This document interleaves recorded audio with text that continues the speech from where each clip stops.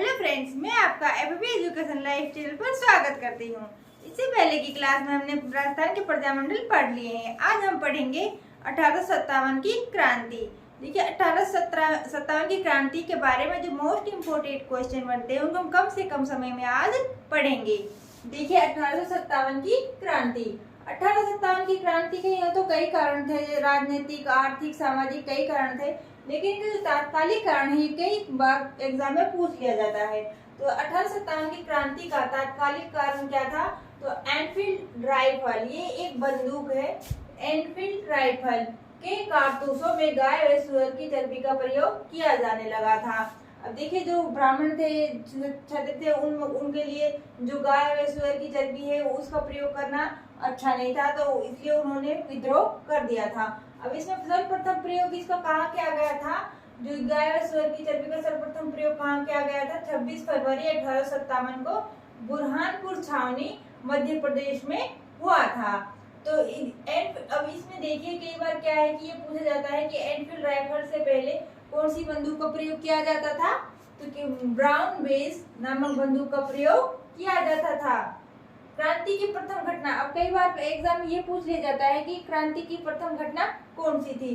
तो क्रांति की प्रथम घटना थी 29 मार्च। कौन सा मार्च? 29 मार्च 1857 को पश्चिम बंगाल की बैरकपुर छावनी, पश्चिम बंगाल में बैरकपुर छावनी थी, जिसमें मंगल पांडे द्वारा लेफ्टिनेंट बागवे ह्यूजन को मारा जाना। ये कई बार पूछ लिया जाता है कि जो मंगल पांडे हैं उन्होंने किसको मारा था? बागवे ह्यूजन को। मंगल पांडे पर जो लेफ्टिनेंट बागवे ह्यूजन है, इन्होंने दबाव डाला कि आप इनका प्रयोग कीजिए बंदूक का, तो उन्होंने उसका प्रयोग उन्हीं पर कर दिया और उनको मार डाला। और 8 अप्रैल 1857 को रॉबर्ट हुक अधिकारी ने मंगल पांडे को फांसी की सजा सुनाई। ये कई बार पूछा जाता है कि जो रॉबर्ट किस अधिकारी ने मंगल पांडे को फांसी की सजा सुनाई थी? किसने सुनाई थी? रॉबर्ट हुक ने सुनाई थी। और कब सुनाई थी? 8 अप्रैल 1857 को। अब 1857 की क्रांति की योजना किन्होंने बनाई थी? तो ये बनाई थी नाना साहब। कौन सी साहब? नाना साहब वे अजीमुल्ला खान ने। नाना साहब अजीमुल्ला खान ने 1857 की क्रांति की योजना बनाई। और प्रतीक चिन्ह क्या था? जो क्रांति हुई थी इसका प्रतीक चिन्ह क्या था? रोटी वे कमल का फूल। कौन सा फूल? रोटी वे कमल का फूल। अब राजस्थान में ये तिथि, मतलब जो 1857 की क्रांति की तिथि कौन सी घोषित की गई थी, कि योजना बनाई गई थी कि हम 31 मई 1857 को क्रांति कर देंगे। तो जो योजना बनाई थी उसमें ये योजना में ये कहा गया था कि 31 मई 1857 को क्रांति कर देंगे, लेकिन कुछ कारण ऐसे थे कि जो 31 मई से पहले ही 1857 की क्रांति प्रारंभ हो गई थी। तो क्रांति का प्रारंभ कब हुआ था? अब एक तो ये पूछा जाता है कि जो भाई घोषित तिथि कौन सी थी 1857 की? तो वो थी 31 मई 1857, लेकिन उससे पहले ही क्रांति हो गई थी। तो उसमें कब हुई थी?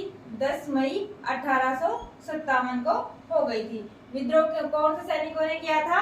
मेरठ में। तो ये पूछा जाता है सबसे सर्वप्रथम क्रांति की कहाँ शुरुआत हुई थी? तो कहाँ हुई थी? मेरठ में। अगर भारत में पूछे तो मेरठ में आएगा, और राजस्थान में पूछे तो नसीराबाद में छावनी में आएगा।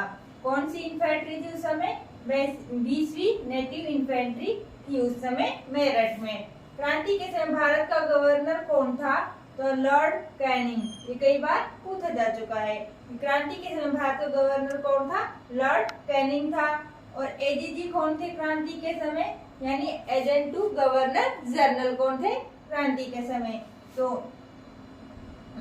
एजेंट टू गवर्नर जनरल थे उस समय एम लॉकेट प्रथम थे।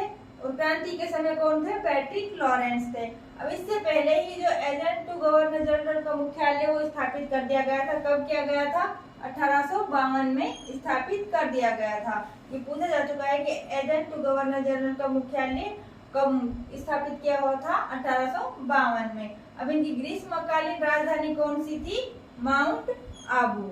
कौन सी थी? कौन सा आबू? माउंट आबू। अब प्रथम एजीजी तो ये अर्थात प्रथम एजीजी बनाए गए थे तो कौन बनाए गए थे? एम लोकेट बनाए गए थे। प्रथम पूछे थे एम लोकेट, और क्रांति के समय पूछे तो पैट्रिक लॉरेंस थे। और क्रांति की प्रथम सूचना किन्हें मिली थी? राजस्थान में जब क्रांति हुई थी तो इनकी प्रथम सूचना किन्हें मिली थी? ये मिली थी 19 मई को मिली थी, 19 मई 1857 को पैट्रिक लॉरेंस को मिली थी। उस समय पैट्रिक लॉरेंस कहाँ पर थे? माउंट आबू थे, माउंट आबू में थे, क्योंकि ग्रीष्मकालीन, अब इससे हम ऐसे याद कर सकते हैं कि जब गर्मियां होती हैं तो उसमें अच्छा मौसम कहाँ होता है? माउंट आबू में होता है।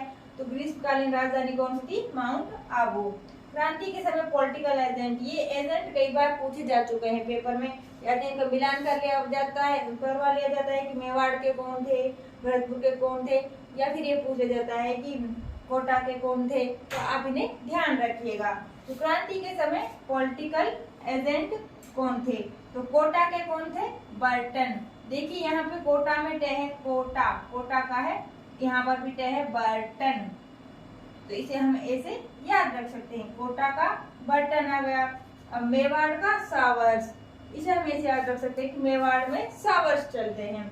उदयपुर को जिलों की नगरी कहते हैं ना, तो मेवाड़ में सावर्स चलते हैं। अब भरतपुर के कौन थे? भरतपुर के थे मोरिसन। अब इसे हम ऐसे याद रख सकते हैं कि भरतपुर के हैं मोरसन। कितने हैं? मोरसन है, तो भरतपुर के थे मोरिसन। और जयपुर के कौन थे? ईडन। अब इसको हम ऐसे याद रख सकते हैं कि जयपुर में है ईडन गार्डन। अपने मन से बता सकते हैं कि जयपुर में ईडन। और मारवाड़, मारवाड़ में कौन थे? मैक मोशन। कौन थे? मैक मोशन थे। तो मारवाड़ में मैक मोशन। और सिरोही के कौन थे? सिरोही के थे जेडी हॉल। तो जो पॉलिटिकल एजेंट है आप खास तौर से याद रखिएगा। अब राजस्थान में सैनिक छावनियां उस समय कितनी थी? तो राजस्थान में उस समय 6 सैनिक छावनियां थी। अब 6 सैनिक छावनियां कौन सी थी? तो इन्हें हम एक ट्रिक से याद रख सकते हैं कि ए नानी ब्यादे खेरवाड़ा में। अब देखिए ए से बनेगा एरिनपुरा। कौन सा पूरा? एरिनपुरा। और न से बनेगा नसीराबाद, और नी से बनेगा नीमच, और ब्या से बनेगा ब्यावर, दे से बनेगा देवली, और खेरवाड़ा से बनेगा खेरवाड़ा। तो ये 6 सैनिक छावनियां थी। और अब कई बार क्या होता है कि इसमें ये पूछ लिया जाता है कि कौन सी सैनिक छावनी में कौन सी लीजन थी। तो इन्हें हम थोड़ा देख लेते हैं कि कौन कौन सी लीजन थी सैनिक छावनियों में। तो एरिनपुरा सैनिक छावनी में थी जोधपुर लीजन। कौन सी लीजन? जोधपुर लीजन थी एरिनपुरा सैनिक छावनी में। अब एरिनपुरा कहाँ पर है? पाली में। कहाँ पर था? तो पाली में। अब नसीराबाद, नसीराबाद कहाँ? अजमेर। नसीराबाद कहाँ है? अजमेर में। तो इसमें कितनी सैनिक छावनियां थे? 3 थी।